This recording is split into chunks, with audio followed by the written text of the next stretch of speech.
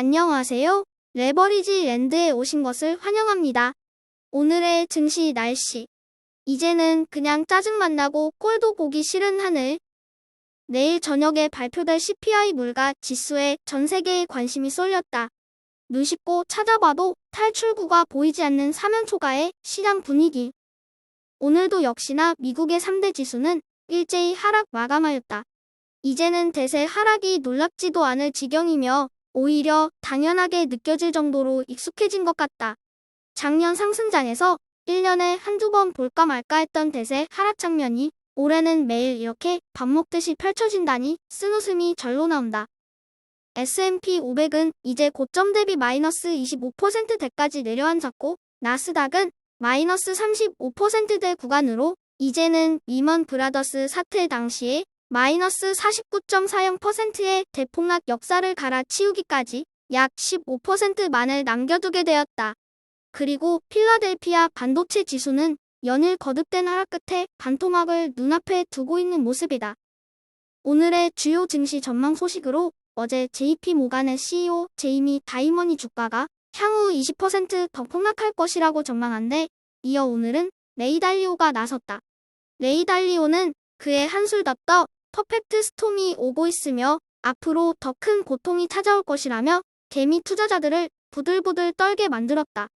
더불어 향후 5년간은 주식시장에서의 이전과 같은 고수익은 기대도 하지 말라며 위험자산 투자를 조심해야 한다고 거듭 경고했다. 이어서 JP모간은 사장이 시켰는지 내일 CPI 물가 지수가 만약 전달 8.3% 대비 오히려 상승하면 S&P 500은 순식간에 5% 추가 하락할 것이라고 경고하며 마지막 개미 털기에 열을 올리는 모습이다. 그리고 오늘도 역시나 패드 인사들이 발언이 이어졌는데 클리브랜드 연은 총재는 인플레이션 위험이 성장 둔화 위험보다 훨씬 크다며 물가가 안정되기 전에 절대로 통화 긴축을 늦춰서는 안 된다며 이제는 동네 꼬마도 알 것 같은 이야기를 앵무새처럼 되풀이했다. 3배수 레버리지 ETF는 CPI 물가 지수에 대한 공포 속에 오늘도 역시 크게 하락하며 5거래일 연속 하락 마감하였다. 바이오 ETF인 라브를 제외하고는 전 종목에 걸쳐 오늘도 역시 크게 하락한 것을 볼 수 있다. 이제는 대부분의 종목이 고점 대비 90% 이상의 하락률을 보여주고 있으며 반도체와 빅테크 업종에 집중 투자하는 불지는 이제 녹아 없어지는 것 아니냐는 공포감이 지속되며 벼랑 끝에 내몰린 모습이다. 2배수 레버리지 ETF 역시 바이오 종목만 유일하게 살아남았으며 반도체, 클린 에너지, 전기차, 중국 테크주에 걸쳐 모조리 하락하고 말았다. 특히나 지난달에 태어난 신생아 전기차 ETF인 EVAV는 시대를 잘못 골라 태어난 죄로 탄생한 지 불과 한 달도 안 돼서 고점 대비 마이너스 64.21%라는 대폭락을 경험하며 혹독한 신고식을 치르고 있는 모습이다. 하지만 테슬라, 리비안, 리오, 그리고 차지포인트 등등 전기차 시대를 주도하는 굴지의 전기차 혁신 선도 기업들을 담고 있는 ETF이기에 시장 상황이 좋아지면 가장 먼저 정고점을 뚫고 우상향 해줄 것으로 기대한다. 곡버스는 10월이 시작되자마자 의문의 2연패 5연승을 거두며 오늘도 역시 신이 났다. 반도체가 오늘도 문매를 맞은 가운데 바이오를 제외하고 모든 종목에 걸쳐 일제히 상승한 것을 확인할 수 있다. 이제 대부분의 종목들이 올 한해 2배 이상의 수익률을 기록하고 있으며 특히나 불주를 역으로 추종하는 벌주는 저점 15.3이 달하해서 무려 47.15달러까지 치솟으며 1년도 안 된 사이에 3배 이상의 경이적인 수익률 기록을 써내려가고 있는 모습이다. 곡버스 선생님이 매서운 눈빛으로 반도체의 종아리를 회초리로 두드러 패며 말했다. 선생님이 요즘 분위기 안 좋으니 땡땡이 치지 말라고 했어 안 했어? 감히 10월이 시작되자마자 혼자 이틀 연속 땡땡이를 치다니? 분위기 파악이 그렇게 안 되니? 종아리가 시퍼렇게 멍이 든 반도체가 서글픈 듯 울부짖으며 대답했다. 선생님 잘못했어요.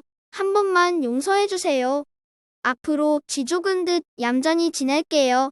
옆에 있던 바이오가 한심하다는 듯이 한마디 했다.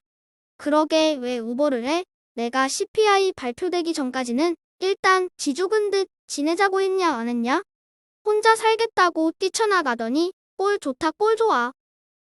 오늘의 템버거 기대 종목은 미국의 에어택시 스타트업 기업인 조비 에비에이션이다. 미국의 3대 항공사 중 하나인 델타항공이 조비 에비에이션과 비행 승객을 공항에서 도심지까지 운행하는 항공택시 서비스를 도입한다는 소식에 오늘 하루 주가가 크게 상승하였다. 조비는 UAM 기업 중 최초로 미국 연방항공국의 상업 비행용 허가를 획득하였으며 지난 2020년에는 토요타로부터 5천억에 이르는 투자를 유치하였고 우버의 에어택시 사업을 인수하는 등 빠르게 그 영역을 확장해 나가고 있는 기업이다. 미국과 유럽에서는 이미 2024년부터 UAM 상용화를 목표로 준비 중이기에 수직 이착륙 비행체의 최장 비행 기록을 보유하고 있는 조비를 주목해야 할 시기라는 생각에 템버거 후보 종목으로 자신있게 추천해본다. 다음으로 불진의 개별 종목 소식으로 메타가 드디어 최신형 VR 헤드셋 메타 퀘스트 프로를 공개했다.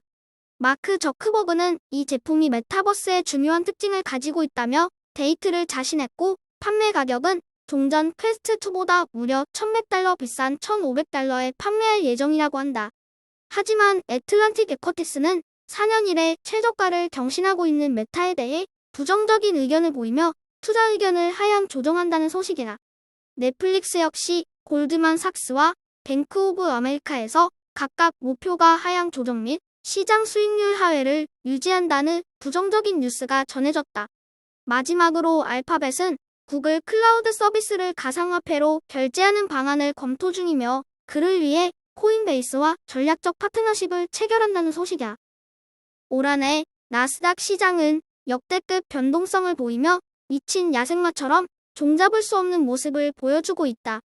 전쟁이 시작되던 3월에 저점으로 알고 투자하였으나 그 뒤 5월, 6월, 9월, 그리고 지금까지도 어딘지 모를 바닥을 향해 곤두박질 치고 있는 상태이다.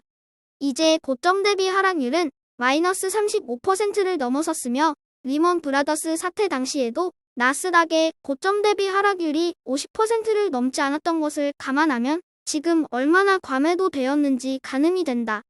금융 시스템이 무너진 2008년과 지금의 2022년이 과연 비슷한 상황인가? 다들 앞으로 20% 이상 더 폭락할 거라는데 나스닥이 2008년과 동급으로 반토막이 날 거란 말인가? 지금의 악재가 예상치 못한 시스템 붕괴의 대폭락 상황인가? 생각보다 전쟁이 길어지고 있고 미국 연준에서 물가를 잡기 위해 금리를 가파르게 올려서 일시적으로 시장이 하락하고 있을 뿐인데 전문가라고 자칭하는 비관론자들은 대폭락이 온다고 신나게 떠들어대고 있다. 이미 35% 빠졌다. 5%, 10%, 여기서 빠져봐야 얼마나 더 빠지겠는가? 지금 수면 위로 드러난 악재들은 시간의 문제일 뿐 충분히 극복 가능한 악재들이며 모두가 알고 있는 악재로 시장 폭락까지 갔던 역사는 단 한 번도 없었다는 사실을 우리는 상기해야 할 것이다. 걱정을 해서 걱정이 없어진다면 참 걱정이 없겠네. 티벳의 속담이다. 나스닥 고점 대비 마이너스 35%의 과매도가 계속되는 구간. CPI 물가 지수를 앞두고 공포에 질려있는 지금이 순간이야말로 대중과는 반대로 용기를 내어 좀 더 욕심을 부리고 뛰어들어야 하는 시점이다. 지지고볶고 내일 당장이라도 세상이 망할 것처럼 보이지만 또 순식간에 평화로워지는 것이 주식시장이다. 미국 걱정과 연예인 걱정은 하는 게 아니라고 했다. 세상 그렇게 쉽게 안 망한다. 쫄지 말고 현금 생길 때마다 부지런히 계속 매수해 가자. 칠흑 같은 어둠의 순간도 영원할 것 같지만 끝이 있기 마련이고 눈부신 햇살이 비추는 날은 반드시 찾아온다. 저의 주린이 일기는 내일도 계속됩니다. 영상이 도움이 되셨다면 구독, 좋아요, 알림 설정 부탁드려요. 감사합니다. 모두 부자 되세요.